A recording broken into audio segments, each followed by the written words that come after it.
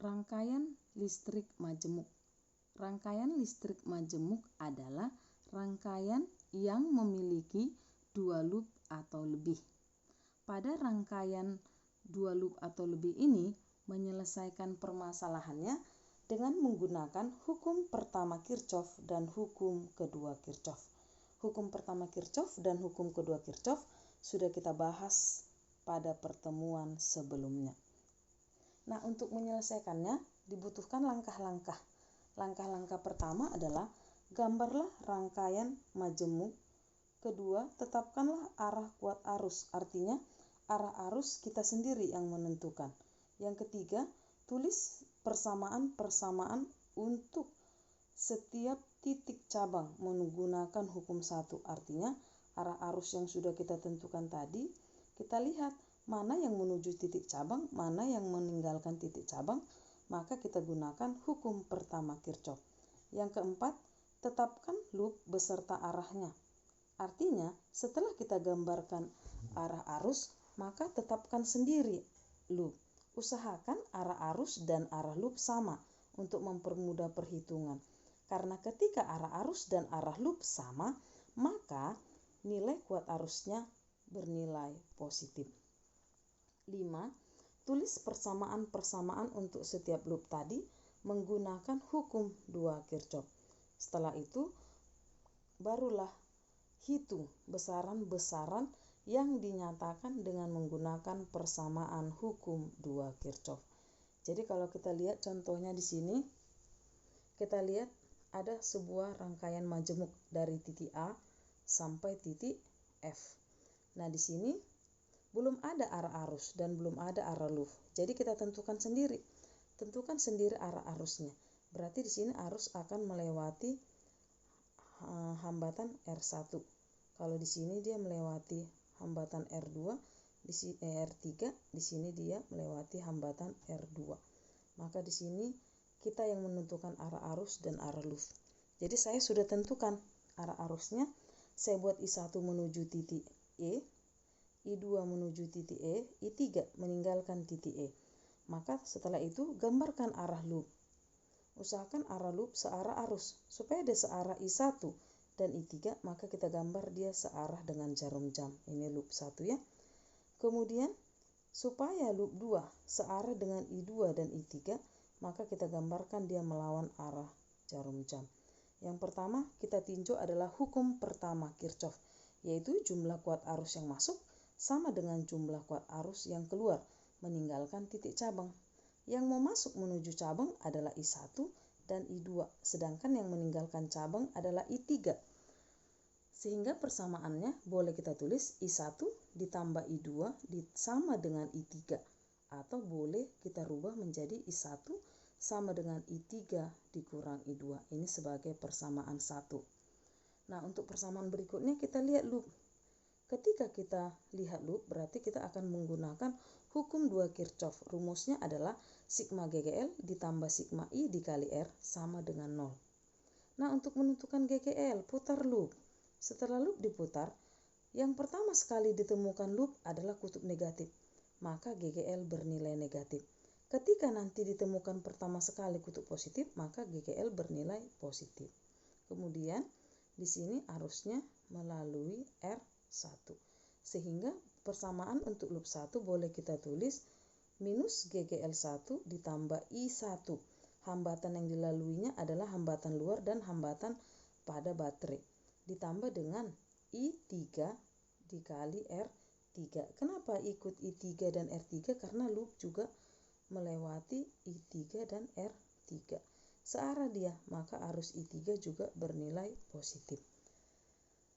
Kita substitusi nilainya. Nilai GGL1 adalah 6, maka kita masukkan minusnya, minus 6 ditambah 3I1. 3I1 berasal dari R1 bernilai 2 ohm, R hambatan dalam satunya bernilai 1 ohm. Maka 2 ditambah 1 dikali I1 menjadi 3I1. Ditambah dengan I3 dikali R3. R3-nya bernilai 3 ohm sehingga ditulis menjadi 3I3. Sehingga persamaan akhirnya boleh kita tulis 3I1 ditambah 3I3 sama dengan 6. boleh disederhanakan sama-sama dibagi 3, boleh tidak ya. Ini dia sebagai persamaan 2. Kemudian kita lihat loop 2. Ketika kita putar dia, ketika kita putar yang pertama sekali juga ditemukan kutub negatif. Sehingga GGL2 juga bernilai negatif. Kemudian yang arus yang dilewati adalah I3. Kemudian di sini juga diputar, dia melewati I2. Sehingga persamaan loop 2 kita peroleh minus GGL2 ditambah I2 dikali hambatan luar 2 ditambah hambatan dalam 2 ditambah I3 dikali R3.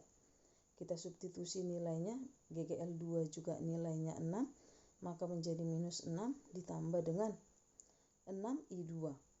Berarti 6 ini diperoleh dari R2-nya bernilai, berapa nilai R2-nya? R2-nya bernilai 5. Maka 5 ditambah 1 menjadi 6.